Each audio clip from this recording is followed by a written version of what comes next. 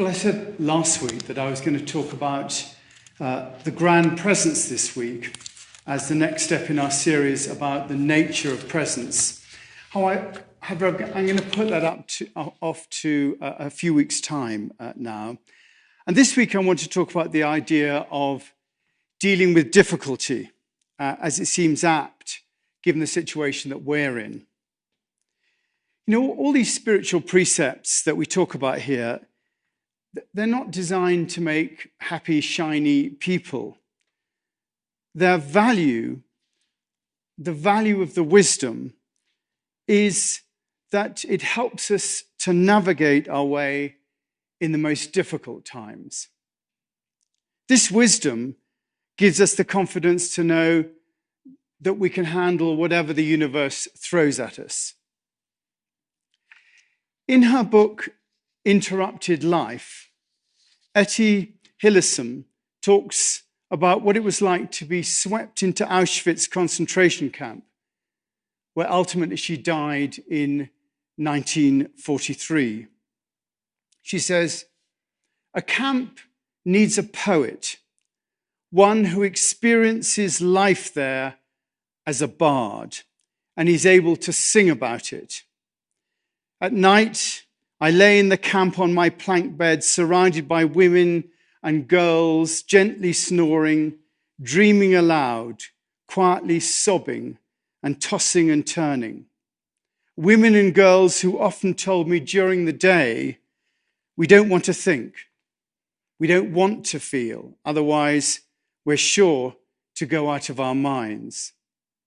I was sometimes filled with an infinite tenderness and lay awake for hours, and I prayed, let me be the thinking heart of these barracks.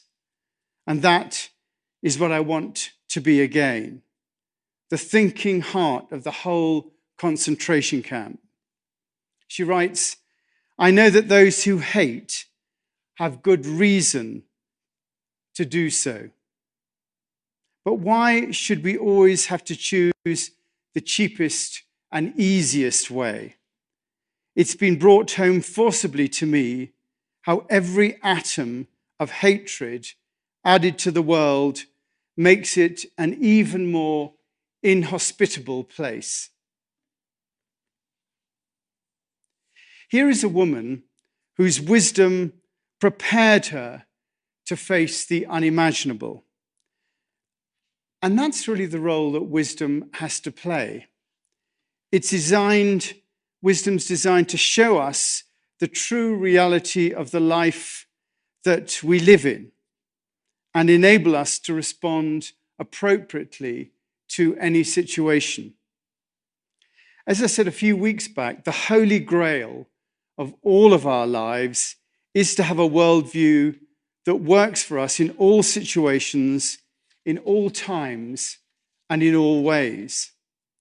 We need to have a clear context for our lives that doesn't depend on any specific situation or outcome. It prepares us to respond appropriately to whatever the universe has to throw at us. Our strength is to remember that when the situations occur that we don't like, we can remember that. To remember that we have a purpose within those situations. To feel the pain that we have, not to blame others for it, and to respond with all the love that we can muster. To get caught up in blame or what ifs or judgments about what's happening is just to let the mind take over and play the same tapes again and again. And nothing changes when we do that. It's not about feeling happy, about blowing smoke up our noses to make us feel that way. It's about engaging with difficulty and responding with love. When I accepted this job here 6 years ago, I wasn't coming here because it was Aspen. I wasn't coming to ski or to go to festivals. I wasn't actually even coming to have a great time. I came here to work on the nature of consciousness. And from what I read, that's what the chapel was about. I must admit that I did show the chapel's balance sheet to an accountant friend of mine, and he said that it was good for at least 3 years. And that was enough for me, and I seem to have got 6 out of it without a problem. However, now we do have a problem, but the issue here is not the problem. The issue is not the fact that we've run out of money. It's not the fact that we've lost 3 very good people who put their lives into this. It's not the pain and the difficulty that all this causes. Now, the issue really is how we're going to respond to the problem and at what level. We have to avoid responding at the level of how could this happen, who's to blame, why were we not told sooner? Nor should we respond only at the level of how do we fix this, or what should we do next, or what's going to happen to the chapel. The way to respond, I think, is to look at how we're feeling, what we're thinking, and to take stock of where our minds are at all this and in relationship to all this. What level of consciousness do we naturally gravitate together when we get a problem like this? Where do we naturally gravitate to? And then I think, as Michelle Obama would say, how do we go higher? How do we raise the level of consciousness given the effect of this situation on us? How do we respond in the most loving way? Do you know, I've been banging on here every Sunday for 6 years. That's 2,500 words a Sunday. 2,500 times 52 weeks times 6 years, which means 780,000 words. Now, War and Peace is only 587,287 words. And I've got to assume that at least part of those 780,000 words that I've said have got through, and that you do understand what this is about. It's not about the chapel. It's not even about the staff. It's about how we're all going to respond to this and any other difficulty that we all might be facing right now. The chapel's more in my face because it's what I'm living and breathing right now. It's probably not the same for you. You may be facing other difficulties. And although our difficulty may impinge on you, the key thing is that we all have to face our difficulties. We have to see them in the light of being the grist for the mill of our consciousness, to enable us to turn the lead of pain into the gold of love, which is the nature of emotional alchemy. Those of us intimately involved with the chapel have to use the experience of pain that we have here in exactly the same way. It's something that's come into our consciousness, into the orbit of our lives, and as such, it's challenging us to respond in a way that's both loving and makes a contribution to the transformation of the greater consciousness. I know for me, it means that, I have to step up to the plate, to keep my eye on the ball and to lead by example. I have to look at where we need to go next, how we're going to do it, and what part I need to play in that. I wonder what it challenges you to do. How could you respond in a way that's both loving and self-transforming? That's always the approach we have to take in dealing with any difficulty. And, just to remind you, over the last, it seems like 85 weeks, but it's less than that, I've been talking about the Sermon on the Mount. As conscious beings, it says in the Sermon on the Mount, and that whole Sermon on the Mount is really a lesson to any trouble that we're going through. That's why it was given to us. It says as a conscious beings, we realize that our understanding is limited. So we choose within that limited understanding not to know the answers to the great questions about the nature of reality, but instead to choose to live within those questions. The answers being too wonderful for us to know, as the psalmist says. We have to have the humility not to know and to accept our role of being a portal for the love at the center of all things to come into the world and to enable the gradual and evolutionary transformation of consciousness. We choose in our lives to become living sacrifices, sacre fictio, made holy by our trust in the unfolding universe and our willingness to be used by it. Our lives are lived through the portal of the present moment. And in the present moment, all we have need of is given to us to respond to. The problems, the dramas, the episodes that come our way are all opportunities for us to bring love into the world through our loving response to what comes our way. Do you know, our role is not to come up with marvelous ideas as to how to make the world a better place, just to respond lovingly to what we see in front of us. And to that end, our minds have a role to play in discerning when to act, to wait, as the Tao says, for the mud to settle and right action to arise by itself. And you know, to get to this point, we do have to move through those attitudinal formations in the Beatitudes, the not knowing through being poor in spirit, the yearning for the divine in our mourning, not trying to control outcomes by being meek, thirsting for right relationship with the divine nature, seeing compassion as the agent of the realization of oneness, being sufficiently detached from worldly concerns to see the true nature of the divine reality, seeking peace within ourselves and trusting the nature of the universe, even when we have to deal with suffering. And Jesus sets those out just in those 10 verses, and they speak directly to us as we go through difficult times. And then he goes on, just to remind you in the rest of the sermon, to talk about the importance of doing that work, the salt and light passages. It's incredibly important that we come back to that. And he shows us how the kingdom works, the idea that law comes from a non-dual perspective, where there's no distinction between heaven and earth. He asks us to love all of creation, including our enemies, and to be true to our own inner calling rather than just playing to the gallery.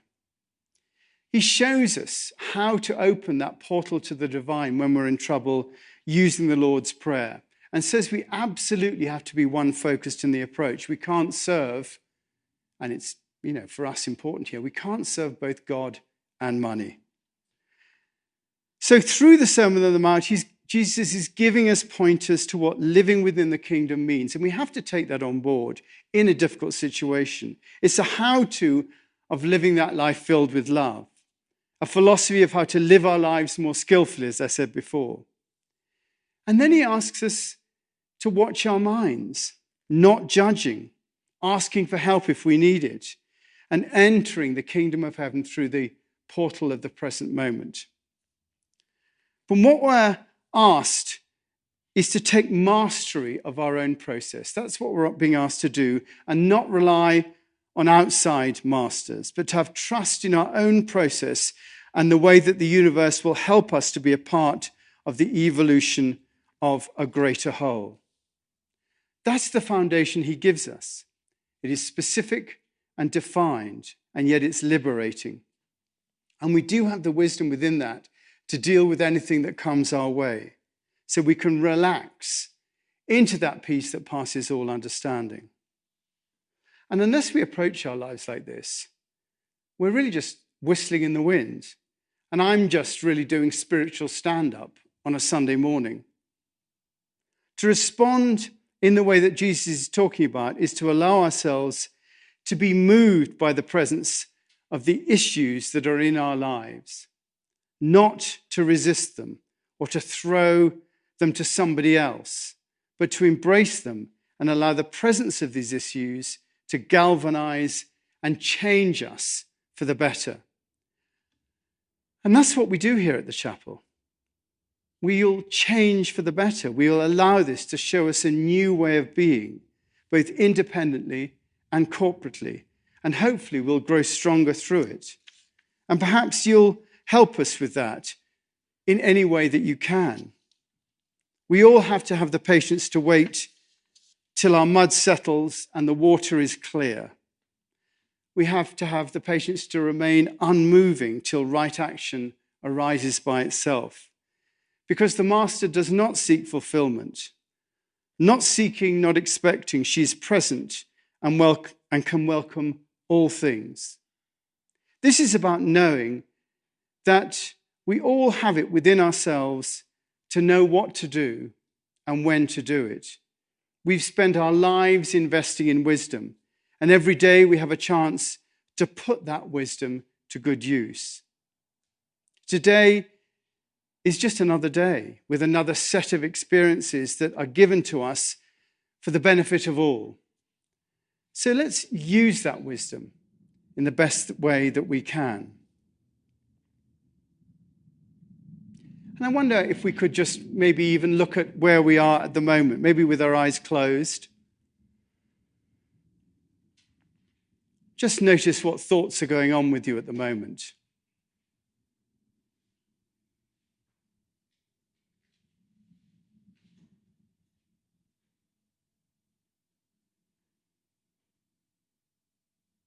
What feelings are happening?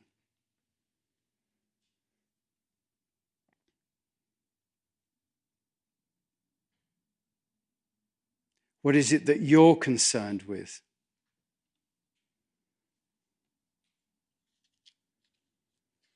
So I just invite you to sit with what you have and be at peace with how you're feeling and thinking. Knowing that this is what you've been given. It's yours. Not something that you can push onto someone else, but something that you can use to make a contribution to others. How can we bring our best to our lives right now? Bring the best to what is around us and whatever situation we're faced with. How can we respond with love? How can we show care? How can we get our own issues out of the way and let that greater wisdom come through? So, I mentioned etihilism at the beginning of that talk, and you're big on etihilism, aren't you? I mean, there is someone, I think, who, we can all get caught up in our own lives and what we're doing in our own lives, but there is someone who facing the most unimaginable situation and responding, out of love in a way. Yeah, etihilism has been such an inspiration to me. How she, over those years, and the diary that she wrote is completely amazing. It shows her path to transformation, where she arrived at this place where she just could not hate the people that were doing that to them all, and just that simple prayer of let there just be a little place, God, where you can reside inside me, and let me be there too sometimes. Yeah. Just such humility and poise in the midst of those circumstances is kind of an amazing example for us. And, in dealing with difficulty, we always go to, the solutions, the blame, the situation. That's the natural place that everybody goes to. That's why wars come from, everything like that. But it's a natural place. And the idea that there is a deeper place to go to is something we really have to remind ourselves of, I think. I mean, it's interesting that inside of every difficulty is an opportunity, and that we can choose, as you were saying, at what level of consciousness we're going to approach it. and maybe at different levels, like we can approach, our issues here with a level, like with rational consciousness, but also with a sense of visionary consciousness and with a sense of hope. I just have this sense of like within difficulty, it gives us an opportunity of really mining the depths of everything we've been talking about here these last weeks, and finding that well of hope inside us, finding those divine resources that are so there and available to us, and living into that place of divine indwelling, being resourced from that, and just watching the extent to which we are living from our kind of Cynthia Bourgeois would call it, our egoic operating system, which doesn't really get us anywhere. Ego incorporating system. I didn't the jargon there that I missed. No, she talks about our egoic operating system. Egoic operating system. Where we so easily fall into, as you were talking about, like blaming or scapegoating or too much like this or that, and instead, if we could just fall into this a spacious sense of possibility, expecting something new to be formed, It's difficult to do that when you're strapped to the track and the train is coming down towards you, though, isn't it? That's the problem. We can talk about this, but when you're actually in that situation and you're walking into Auschwitz, or you're strapped up to the track and the train is coming down towards you, it's very difficult to be marvelous and to do that in those sorts of situations.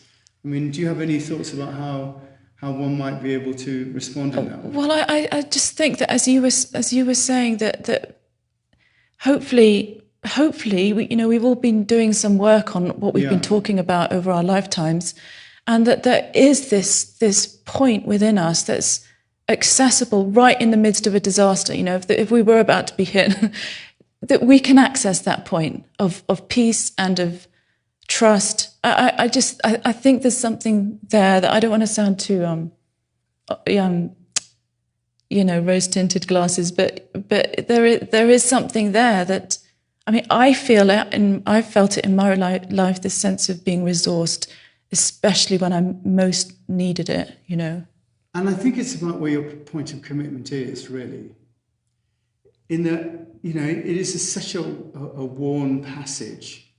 But when it says that, you can't serve both God and money, it is really saying, when that train is coming down the track, at some point you have to know where you are committed to, and your sacrificio, your living sacrifice is at that point. And I think that's what Etty Hillesum had done when she walked into Auschwitz. She, there was a certain commitment that had been made that she was not going to let go of, whatever happened in those circumstances. Yeah, exactly. And I was also thinking of, like, we all at times in our life are reduced to, like, our ground. I was thinking of that word humus. Doesn't that word mean ground? Yeah, it means humus, earth. like earth. Like, we're reduced to our bare selves. And if we can just, like, be with our bare selves and, like, and then I was thinking of Brother Rafe up at the monastery, who used to say, do you have enough being to be nothing? Like, sometimes we just have to be nothing. Do you have enough being to be nothing? Do you have enough being to be nothing? Good. Anything else? Are we there, do we think? We're never going to be there, but at least we banged on enough. Yes.